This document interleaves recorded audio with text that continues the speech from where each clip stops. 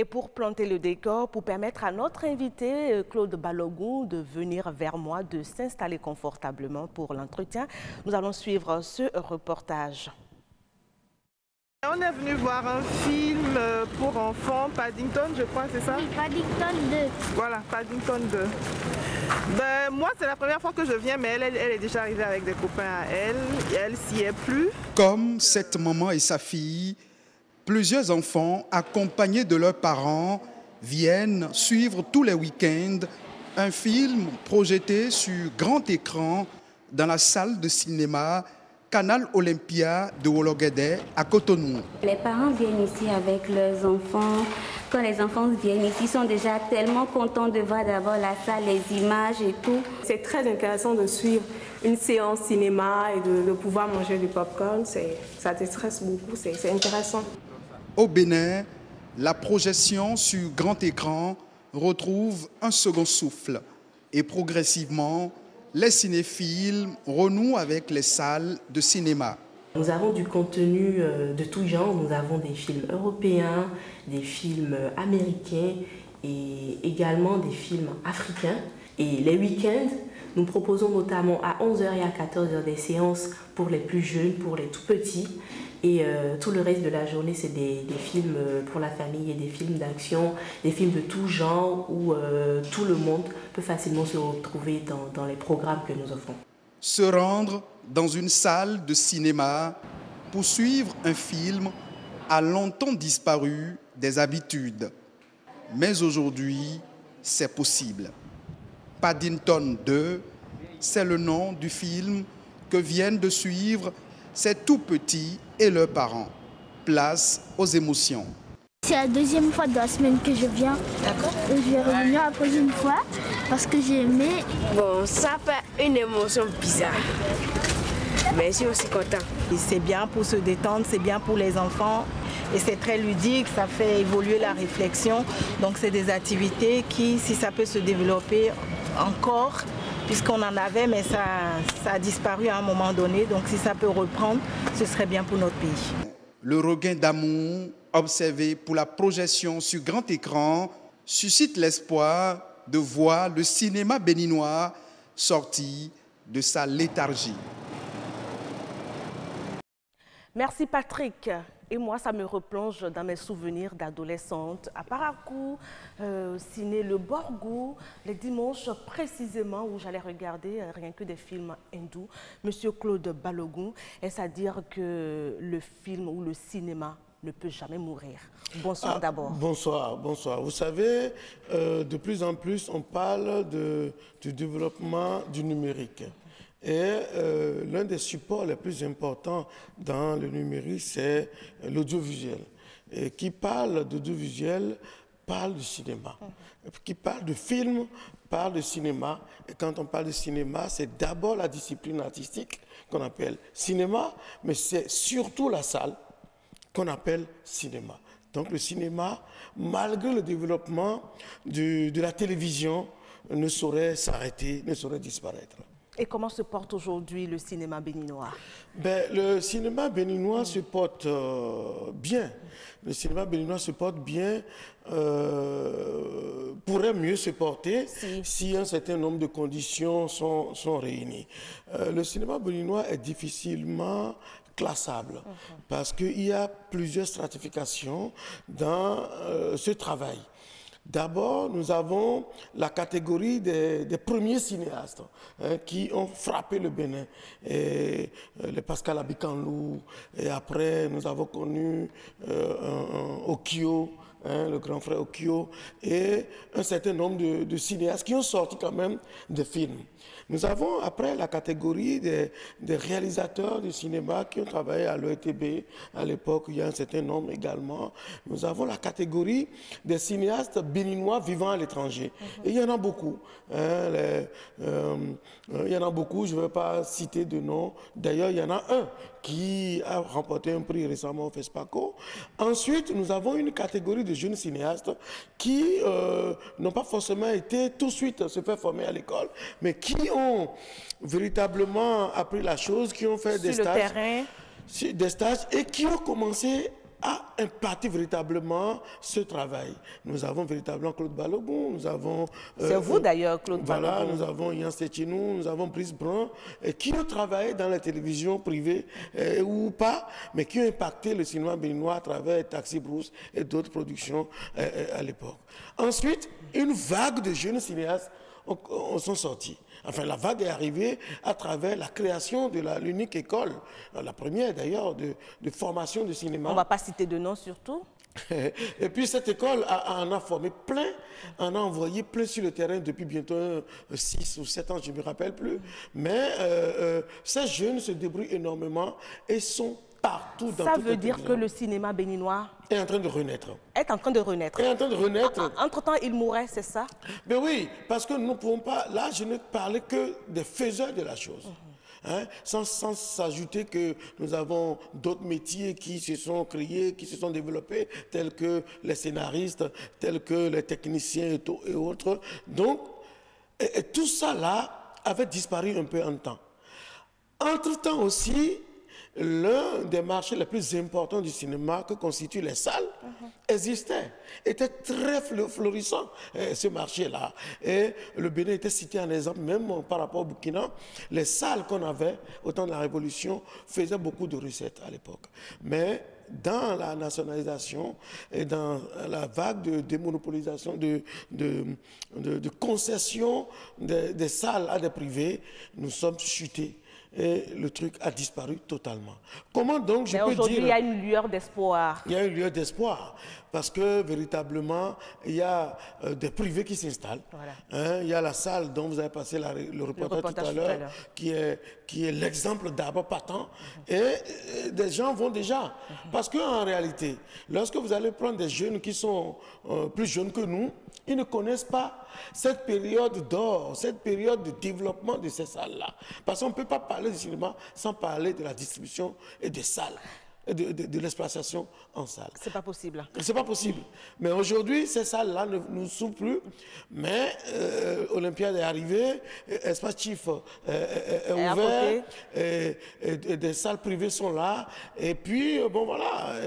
Ça c'est déjà sur le plan national. Oui. C'est vrai, on sent déjà un petit engouement qui revient tout doucement et les habitudes du cinéma reviennent. Et vous avez tout à l'heure cité une pléthore de noms du cinéma. Oui. Maintenant, comment est-ce qu'ils sont représentés, ces hommes-là, sur le plan international? Si déjà je prends le cadre régional, où nous savons qu'à côté, juste à côté de Burkina, c'est quand même une plateforme de cinéma. Est-ce que le Béninois est représenté valablement, parlant de cinéma, à l'extérieur? Le Béninois n'est pas représenté dans la quantité, mais le Béninois est représenté dans la qualité. La preuve, c'est le prix. Le deuxième prix que le Béninois a rapporté au FESPACO passé. Si le Bénin a pu obtenir le deuxième prix, c'est que nous sommes deuxième sur le plan africain pour le cinéma, dans ce qu'on appellerait tout simplement la fabrication. Parce que l'industrie cinématographique est vague, est vaste, véritablement. Donc, pour ne prendre que les techniciens béninois sont partout et font bien parler du Bénin, véritablement. Et les jeunes, il y en a plein. Donc, ce qui manque, c'est la structuration de la chose sur le plan national. C'est la possibilité que l'État devrait mettre en place pour que lorsqu'on sort un film, que ce ne soit pas la vente des CD qui soit la première exploitation de ce film-là. Normalement, dans les pays qui se respectent, les salles, les tissus de diffusion, le tissu de mise à disposition des productions au public doit être développé. Et ce tissu-là ne peut se développer qu'à travers les salles. Nous avons des salles dont vous avez pas cité la salle par exemple de Parakou.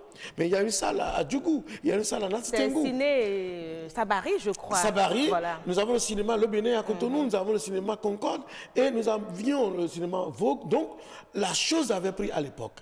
Mais l'État, au temps du régime passé, a compris la chose et a voulu relancer les choses. C'est ainsi que véritablement, ils ont mis de l'argent pour réhabiliter la salle Le Bénin, pour réhabiliter la salle Concorde et pour réhabiliter une salle à Ouida.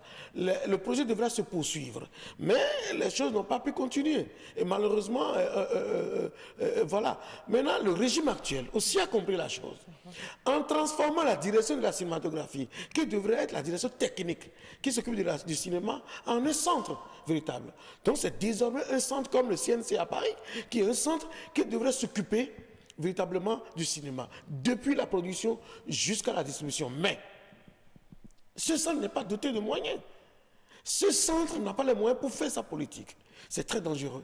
Donc si les gens m'écoutent, ce serait intéressant que, avoir transformé cette direction en centre, que les gens comprennent que c'est mettre aussi à disposition de cette direction-là les moyens qu'il faut, mettre en place le fonds du cinéma.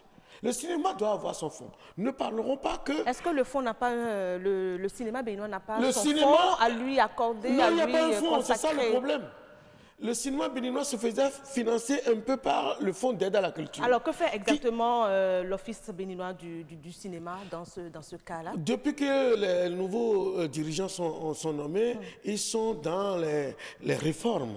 Ils sont dans la mise en place des réformes. Et les réformes prennent peut-être du temps. Parce que l'autre chose qui manque dans le maillon, c'est véritablement le code de la cinématographie, voté par l'Assemblée depuis bientôt une vingtaine d'années, mais qui n'est pas, dont les mesures d'application ne sont pas prises. Et quand c'est comme ça, on n'est pas en sécurité. Le cinéma n'est pas en sécurité. Alors, le cinéma se finançait juste par le fonds d'aide. Donc, 5 milliards pour tous les acteurs culturels. Et qu'est-ce qu'on peut trouver pour le cinéma? Ah, le cinéma est cher. Et le cinéma, c'est ce qui peut vendre plus mieux que tout. Comment on appelle un pays, la culture d'un pays. Alors, donc, il y a un fonds qui existe au ministère de la Communication qu'on appelle le FAPA, qui n'est pas non plus bien doté. C'est un fonds de moins de 100 millions, c'est pas possible pour le cinéma. Donc, la direction de la cinématographie devrait avoir quand même au moins 5 milliards ou 10 milliards pour financer la production cinématographique. Est-ce que vous savez ce que le film sur le vaudou que Jimo Osso a réalisé à côté pour le Bénin? Moi, je ne le révèle pas ici, mais c'est quelque chose. Est-ce que vous voyez? Est-ce que vous savez... C'est un film qui est bien tourné ici et puis au Togo aussi, je crois. Oui, Bénin, Togo, dont la première projection au Bénin a été effectuée dans le cadre du festival de Porto Novo récemment. Et les gens étaient heureux de découvrir ce monument du cinéma béninois qui est à Hollywood, de découvrir son documentaire. Alors, donc, on devrait pouvoir financer.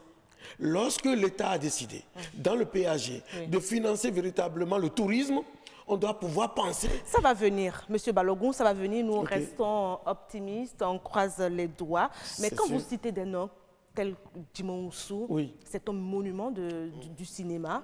Alors, ça pose déjà un problème de formation. Qu'est-ce qui est déjà la base fait ici sur le territoire béninois pour encourager les jeunes à aller vers le cinéma, à s'y adonner, à faire vraiment le cinéma vendable à l'extérieur? Vous savez, en 2010, j'ai fait mon master sur les industries culturelles.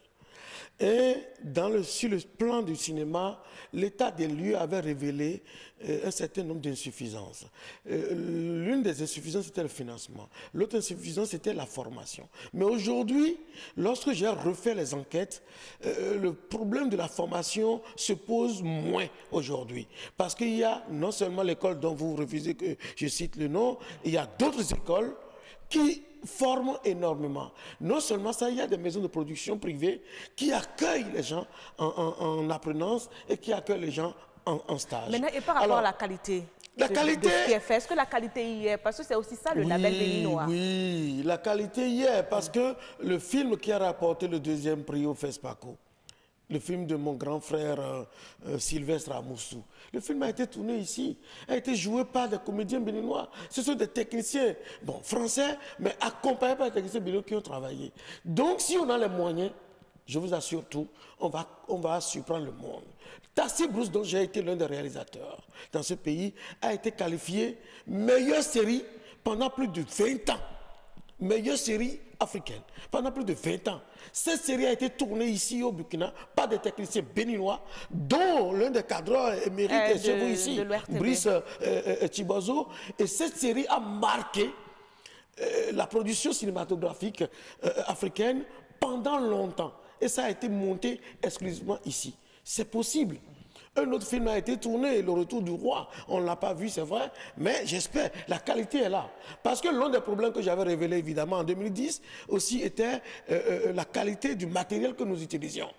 Mais aujourd'hui, on ne parle plus de qualité, parce que nous avons même des drones en quantité au Bénin. Nous avons des rails, des grues. Donc on ne peut plus se gêner.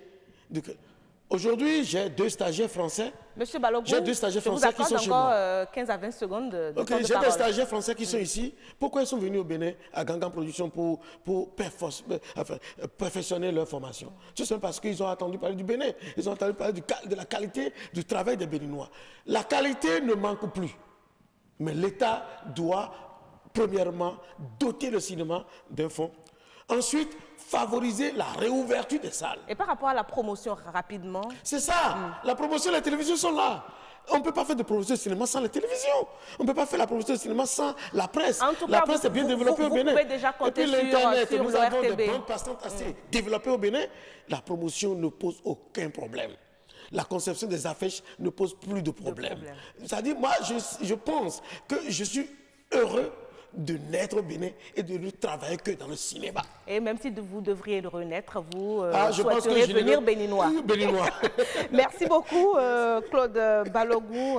J'espère que vous êtes satisfait. Oui, ça a été un plaisir en tout cas d'avoir fouillé un peu dans ce monde cinématographique au Bénin. On reviendra certainement frapper à votre porte pour d'autres thèmes. Merci d'être passé nous voir.